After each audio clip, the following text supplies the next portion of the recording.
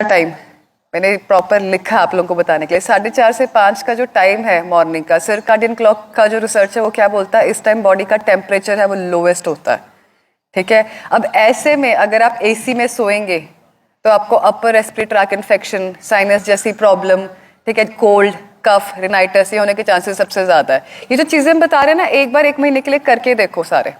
ठीक है, तो जो 4:30 से 5 का टाइम है, इस टाइम में अगर आप घर में एसी लगा रहे हो या आप तेज फैन में सो रहे हो तो बंद कर दो, बंद करके सो के देखो। ठीक है, 6 बजे का टाइम है, जो 6 AM का मॉर्निंग का टाइम है, वो आपका जो कॉर्टिसोल हार्मोन है, जो कि स्ट्रेस इंड्यूसिंग हार्मोन है, वो हाईएस्ट होता है।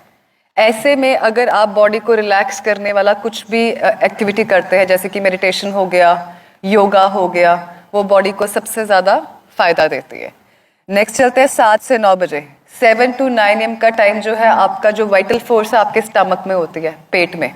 तो मैक्सिमम जो आपके डाइजेस्टिव जूसेस हैं वो 7 से 9 बजे के बीच में बॉडी में रिलीज होते हैं। तो 7 से 9 बजे के बीच में अगर आप दिन का पहला मील खाते हैं तो सबसे अच्छा डाइजेशन उसका होता है, सबसे ज़्यादा उसका गुड आउटकम आता है। 7 बजे जो है आपका बीपी भी फ्लक्चुएट करता है। अच्छा, कोई जिसने कभी भी हार्ट इंस्टीट्यूट में काम किया हो उसको पता होगा, जो 7 बजे का टाइम है, अक्सर स्ट्रोक आना है किसी पेशेंट को, या जिस पेशेंट की टेंडेंसी है हार्ट की बीमारी है, उनको 7 बजे के टाइम के आसपास टेंडेंसी रहती है फ्लक्चुएशंस की।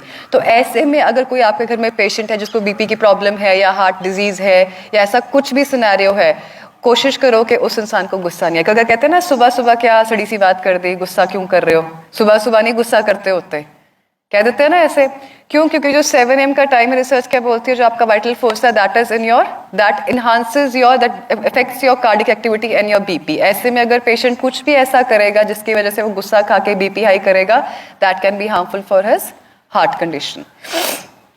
9 से 11 सर्काडियन क्लॉक क्या कहता है, आपकी बॉडी का टेस्टोस्टेरोन लेवल सबसे ज़्यादा हाई है।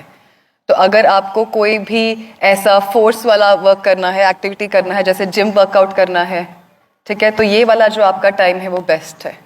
तो इसी तरह जो आपका दिन का सारा साइकिल है वो सर्काडियन के हिसाब से एक क्लॉक बना हुआ है।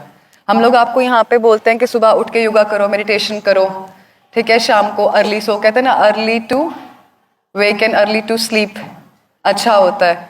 तो ये पैटर्न्स क्यों बने हैं? ये आपकी बॉडी के छोटी छोटी चीज़ों को सिंक्रोनाइज्ड करने के लिए। देखो, ह्यूमन बॉडी ना एक मशीनरी की तरह काम करती है।